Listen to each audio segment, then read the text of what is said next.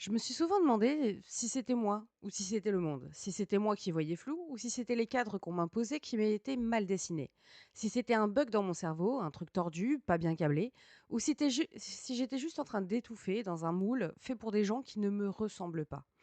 On m'a dit que j'étais bizarre, trop intense, trop sensible, trop analytique, trop émotive, trop silencieuse, trop bavarde, trop hors sujet. Et puis un jour j'ai compris que c'était pas trop le problème, c'est pas conforme. Je suis pas faite pour ce système. Je suis pas faite pour être linéaire, forcée, cette cadence robotique, cette esthétique lissée qu'on nous vend comme horizon. Et je parle pas que de 9h-17h, des open space gris, des entretiens RH. Je parle aussi des milieux dits créatifs, ceux qui se la jouent libre, mais où il faut toujours avoir un pitch, une ligne éditoriale, un feed cohérent et une stratégie de marque. Même ton art doit faire joli sur Canva. Même ta voix doit passer l'algorithme. Alors aujourd'hui, je fais un épisode pour les autres comme moi. Celles et ceux qui ont grandi avec cette sensation d'être jamais sur la bonne fréquence. Pas parce qu'ils sont cassés, mais parce qu'ils vibrent ailleurs. Tu connais peut-être cette phrase: je ne suis pas faite pour ça. Mais est-ce que quelqu'un t'a déjà demandé ce que c'était ce ça?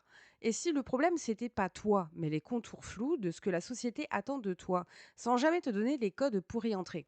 Ce que tu vas entendre aujourd'hui, ce n'est pas une masterclass, c'est pas un tuto de développement personnel, c'est un manifeste pour les artistes hors cadre, pour les voix qu'on n'entend pas dans les conférences inspirantes, pour celles qui créent à côté, en bordure, en dents de scie. Je vais pas te dire que c'est simple, ni que t'es une étoile filante qui attend juste de briller. Je vais juste te montrer que ton étrangeté, ta non-appartenance, ta fracture, c'est peut-être ta langue, ta grammaire créative, ton feu. Bienvenue dans Cappuccino et Croissant. Aujourd'hui, on va parler de l'anomalie, pas comme un défaut, mais comme un refus, un cri élégant dans un monde trop bien rangé.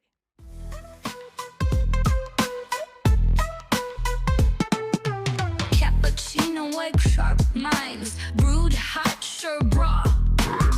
No sugar, no filter. Sip, think, repeat. Repeat. L'anomalie ne naît pas dans le rejet, elle naît dans le doute. Pas le tien, celui des autres. Ce moment où, enfant ou ado, tu ressens que quelque chose cloche. Pas forcément en toi, mais dans la manière dont on te regarde, dont on te classe, dont on te parle. C'est pas un grand moment dramatique, c'est subtil, une récurrence, une impression de décalage permanent. Comme si tu vivais à la demi-seconde d'écart du reste du monde. On te fait comprendre très tôt qu'il y a une bonne manière d'être, une façon correcte d'exister. Être concentré mais pas obsessionnel, créative mais pas étrange, brillant mais pas menaçant. Il faut que tu t'exprimes mais pas trop fort, que tu poses des questions mais pas les mauvaises, que tu suives les règles mais que tu sois original aussi, histoire de rester séduisante ou séduisant. Ce qu'on attend de toi, c'est un équilibre impossible. Être un peu différent, mais jamais dérangeant. Le système éducatif n'est pas neutre là-dedans. Il ne valorise pas la divergence. Il l'encadre au mieux, il la tolère à condition qu'elle soit utile. Dès le plus jeune âge, on t'apprend à performer un rôle social. Pas à penser autrement, mais à penser efficacement. À produire de la conformité avec des couleurs différentes. Même dans les filières artistiques, on te forme à coller à des formats, à des structures, à des attentes. Tu veux faire du théâtre? Voici ton quota de Molière et de méthode. Tu veux écrire? Commence par apprendre à te taire et à respecter le plan en 3 parties. Et toi, au milieu, tu fais ce que tu peux. Tu observes, tu copies les codes, tu deviens presque bon à ce jeu-là. Mais quelque chose résiste, un fond de non-appartenance que rien n'efface. Même quand tu réussis, tu te sens étranger à ta propre réussite. Tu te demandes si tu joues bien ou si tu mens mieux que les autres. Et le plus vicieux, c'est que personne ne te dit franchement que tu es en dehors. On te félicite pour ta singularité tant qu'elle reste décorative. Ce que personne ne t'apprend, c'est que les cadres qu'on t'impose sont fabriqués, sociaux, économiques, cognitifs. Ils n'ont rien de neutre. Ils ont été construits par et pour une norme invisible qui te dépasse. Une norme souvent blanche, masculine, cisgenre, neurotypique, middle class et bien sous tout rapport. Une norme qui se reproduit dans les écoles, les entreprises, les espaces créatifs, les jurys de prix littéraires, les algorithmes de recommandation. Et si tu ne corresponds pas à ça, tu deviens automatiquement un problème à résoudre, une énergie à canaliser, une potentielle qu'on ne peut transformer en ressources que si tu consens à rentrer dans la boîte. Et c'est là que la fracture devient politique, parce que cette injonction à la norme ne se contente pas de te marginaliser, elle t'épuise, elle draine ton énergie vitale, elle te fait croire que ta valeur dépend de ta capacité à t'autodiscipliner. C'est pas juste une question d'adaptation, c'est une mise au pli permanente, une gestion interne de ton exubérance, de ta pensée arborescente, de ton émotion brute, de ton hypersensibilité, de ta colère, de ton refus. Et le pire, c'est que parfois, tu finis par croire que le problème vient de toi, que tu es réellement inadapté, que tu ne sais pas faire, que tu n'es pas capable. On t'a appris à douter de ton propre rythme, de ta propre forme, de ta propre langue. On t'a persuadé que le chaos en toi est un défaut à corriger, pas une complexité à apprivoiser. Mais ce qu'on appelle hors norme, en réalité, c'est souvent ce qui résiste à la simplification, ce qui ne peut pas être monétisé en 30 secondes. C'est ce qui prend du temps, ce qui dérange, ce qui casse les outils de mesure. Ce qu'on ne peut pas catégoriser sans trahir son essence. Et ça, c'est beau. Mais c'est aussi invivable dans un monde qui valorise la lisibilité avant la profondeur. Alors non, t'es pas une erreur de fabrication, t'es pas trop, t'es pas compliqué, t'as pas besoin d'être réparé. Ce que tu ressens, ce décalage permanent, ce n'est pas une anomalie au sens pathologique, c'est une dissonance active, une vibration parallèle, une autre façon d'être au monde. Et c'est précisément cette vibration qu'on va explorer dans les segments suivants. Mais avant ça, retiens une chose, les cadres qu'on t'a imposés n'étaient pas neutres, ils n'étaient pas faits pour toi. Et pourtant, tu es toujours là. Tu n'as pas explosé, t'as pas disparu, t'as peut-être plié, mais t'as jamais rompu. Et rien que ça, c'est déjà un acte de résistance.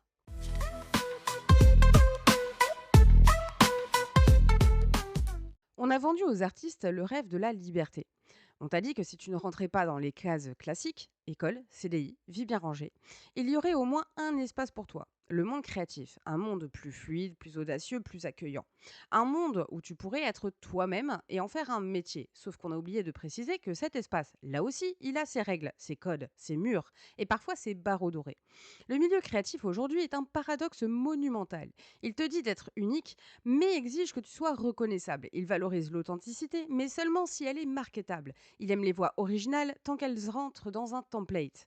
Et dans cette contradiction constante, les artistes hors cadre deviennent soit des exceptions exotiques qu'on expose avec un vernis inclusif, soit des anomalies qu'on évite parce qu'elles foutent le système en bug. C'est flagrant dans la manière dont on nous apprend à créer pour les plateformes. Les réseaux sociaux sont devenus des outils de diffusion incontournables, mais ils sont aussi des machines à lisser, à optimiser, à classer. T'es pas une voix, t'es un contenu. T'es pas une vision, t'es un produit éditorial. Et si tu veux exister dans ce brouhaha algorithmique, il faut publier souvent, être clair, lisible, segmenté. Même ta souffrance doit être esthétique, même ta vulnérabilité doit être monétisable. On te dira que c'est une question de cohérence, de niche, de branding personnel. Mais en réalité, c'est de la normalisation déguisée. On fabrique des artistes comme on fabrique des influenceurs, en pensant aux stats avant le sens. Et dans ce paysage-là, les artistes atypiques deviennent gênants ou gênantes, parce qu'ils cassent les formats, parce qu'ils créent sans calendrier, parce qu'ils ne sont pas prévisibles, parce qu'ils osent dire non à ce qu'on leur demande de devenir. Et quand tu refuses de jouer le jeu, on te dit que t'as pas compris comment ça marche, que tu devrais faire un effort, que tu dois t'adapter. On te donne des tips, on te propose des masterclass sur l'engagement. On t'invite à lisser ton propos, à changer ton ton, à coller à un format qui a déjà fait ses preuves. Et si tu refuses, bah, tu passes pour ingérable, pour complexe, pour une meuf ou un mec difficile. En gros, t'es trop vivant pour l'algorithme. Même dans les institutions plus traditionnelles, maisons d'édition, festivals, subventions, la logique est la même. On cherche des profils atypiques, mais pas trop. On veut de la diversité, mais bien cadrée. On tolère la radicalité tant qu'elle reste élégante. On adore les artistes hors normes qui savent faire semblant d'être normés. On veut du chaos contenu, du feu bien circonscrit. Et là où c'est plus vicieux, c'est que les artistes hors format deviennent parfois des mascottes. On te met en avant comme un trophée. On te donne un espace sur une scène, dans une résidence, dans un post Instagram bien intentionné. Mais derrière, rien ne bouge. Les structures restent inchangées. La précarité demeure, l'isolement continue. On t'utilise pour se donner bonne conscience, mais on ne t'intègre jamais vraiment. Alors tu fais quoi? Tu t'adaptes? Tu t'automodères? Tu coupes les morceaux de toi qui dépassent? Tu te simplifies? Tu fais semblant d'avoir une ligne claire alors que ton cerveau est un labyrinthe. Est-ce que tu deviens une version éditée de toi-même pour avoir une chance d'exister dans ce monde?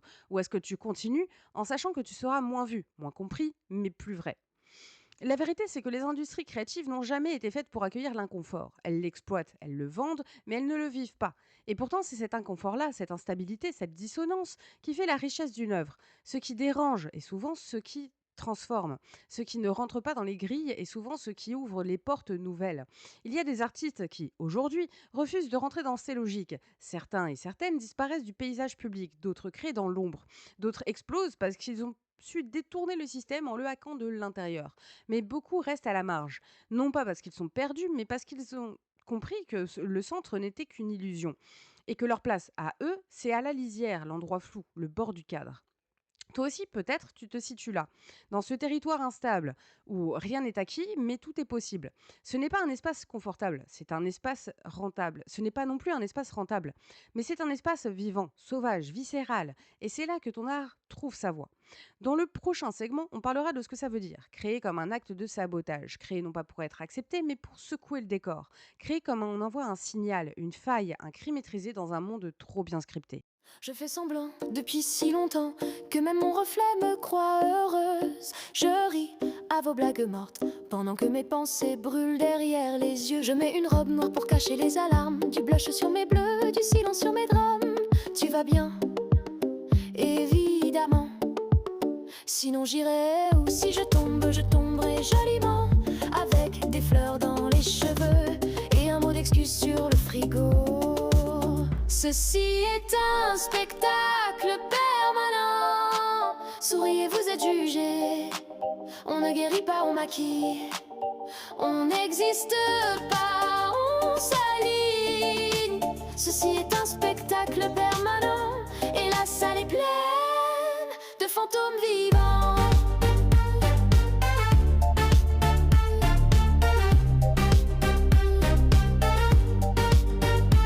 Ma mère me trouve forte parce que je me tais bien.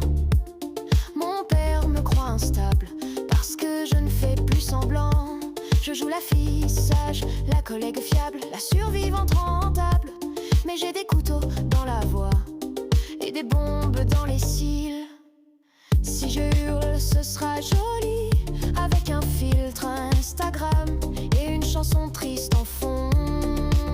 Ceci est un spectacle permanent. Souriez, vous êtes jugés.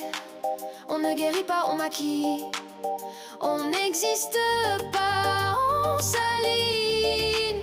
Ceci est un spectacle permanent. Et la salle est pleine de fantômes vivants.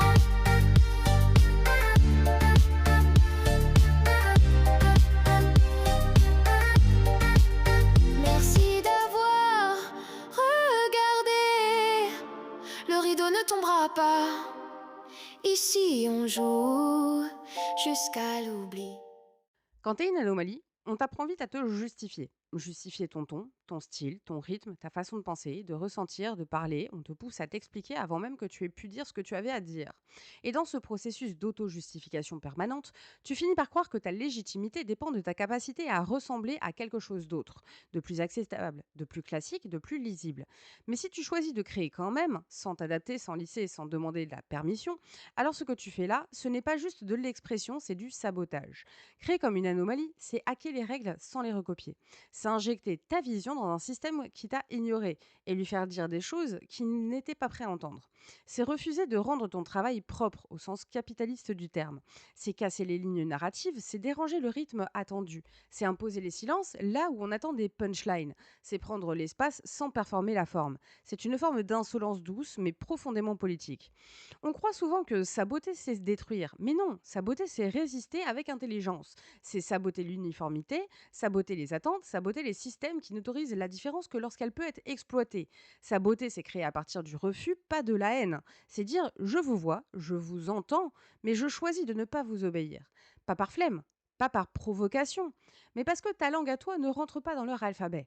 Et oui, c'est inconfortable, parce que créer ainsi, c'est être hors circuit, hors des modèles. Tu ne suis pas les règles de storytelling, tu ne coches pas les étapes du personal branding. Tu ne publies pas à heure fixe, tu crées quand ça déborde, quand c'est nécessaire. Tu poses des mots bruts, ou des sons, ou des images qui ne cherchent pas l'adhésion immédiate. Tu ne proposes pas un produit, tu offres un écho, une tension, un message qu'il faut apprivoiser, pas consommer. Et forcément, le retour est plus lent. Le monde ne t'applaudit pas toujours, il ne comprend pas, ou il détourne, parfois il se tait. Et c'est dans ce silence que tu dois tenir, apprendre à ne pas chercher un feedback pour valider ce que tu viens de dire. Apprendre à créer sans réponse. Créer quand même, persister, même quand ton travail ne rentre dans aucun algorithme, même quand aucune plateforme ne sait quoi faire de toi, même quand tout autour te fait sentir que tu perds ton temps. Alors que ce que tu fais, c'est gagner ta voix. Parce qu'en réalité, ce que tu fais là, c'est construire un espace à part, un refuge, une zone de friction où d'autres voix, d'autres corps, d'autres sensibilités peuvent se reconnaître. Tu crées un langage alternatif, une forme parallèle, un monde miniature où la complexité n'est pas une menace mais une richesse. Et ce monde-là, même s'il est petit, même s'il est imparfait, il a une force énorme. Il n'a pas besoin d'être validé pour exister. Créer comme une anomalie, c'est aussi refuser la performance constante. C'est reconnaître que ton énergie n'est pas limitée, que tu ne peux pas être productive en continu, que parfois tu disparais, tu te replies, tu te reconstruis. Tu ne crées pas pour remplir un calendrier, tu crées quand tu respires à nouveau. Et ça aussi, c'est un sabotage de la logique industrielle, du rendement, de l'exploitation de soi. Et ce refus-là, il est autant plus fort quand il est assumé. Tu ne fais pas semblant de ne pas vouloir percer, tu sais que ta voix mérite d'être entendue, mais pas à n'importe quel prix. Pas en te trahissant, pas en rasant ce qui fait ta force pour devenir digestible. Tu préfères être complexe que clair. Tu préfères être juste plutôt que populaire. Tu préfères être lent plutôt que rentable. Et tu continues, même si personne n'applaudit. Créer comme une anomalie, c'est aussi créer pour celles et ceux qui n'ont jamais vu leur histoire racontée sans être caricaturée. C'est écrire les marges, c'est amplifier les silences, c'est dire regardez ici, là où ça déborde. Tu ne parles pas pour représenter, tu parles pour habiter l'espace, le forcer à se redessiner, à inclure ce qu'il avait choisi d'ignorer. Et si ce que tu produis n'entre pas dans une case, tant mieux. Ça veut dire que tu es vivant, que tu refuses l'archivage prématuré, que tu n'es pas une œuvre figée, mais un processus en mouvement, que ton art ne vise pas à rassurer, mais à déplacer. Créer comme sabotage, c'est la décision de rester fidèle à ton feu, même s'il brûle à contretemps. C'est refuser d'être poli quand on t'a toujours demandé de t'excuser. C'est dire je suis là, même si personne ne tend le micro. C'est une audace douce, mais explosive, une façon d'exister en travers, d'écrire en spirale, de tisser ton monde sans demander la permission. Et peut-être qu'un jour, ceux qui cherchent la norme se retrouveront face à ta voix et se diront mais pourquoi je ne l'ai pas vu plus tôt? Et la réponse sera simple, parce que tu n'étais pas là pour être vu, tu étais là pour être vrai.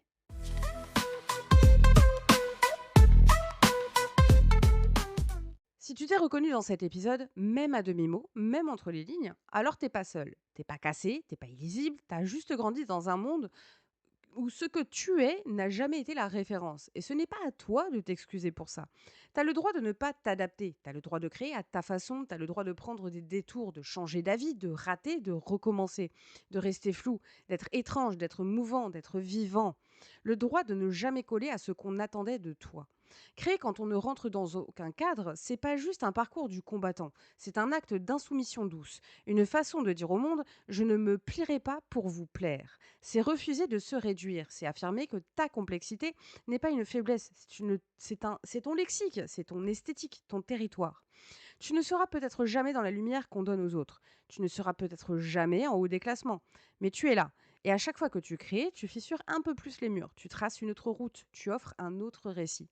Et rien que ça, c'est immense. Si cet épisode t'a parlé, t'a piqué, t'a soulagé, ou juste rappelé que tu n'es pas une erreur de fabrication, abonne-toi à Cappuccino et Croissance sur Spotify, Apple Podcasts, ou là où tu fais semblant de bosser en scrollant. Tu peux aussi explorer mes autres formes d'expression, mes livres en français ou en anglais, où l'anomalie devient narration. De la musique qui n'a pas été pensée pour plaire, mais pour marquer.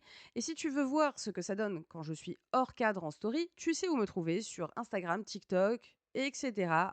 Ou dans les limbes algorithmiques, c'est toujours Harmonie Demiéville. Le Patreon est là si tu veux soutenir le podcast, mon travail, mes nuits blanches à transformer les marges en voix.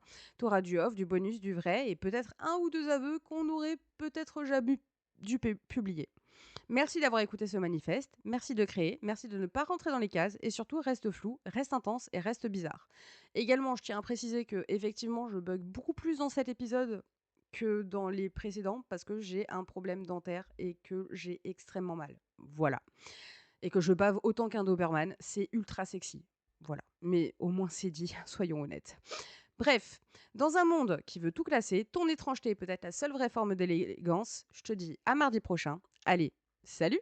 Cappuccino, white crop, mine's brewed hot, served raw. No sugar, no filter. Sip and repeat, repeat, repeat.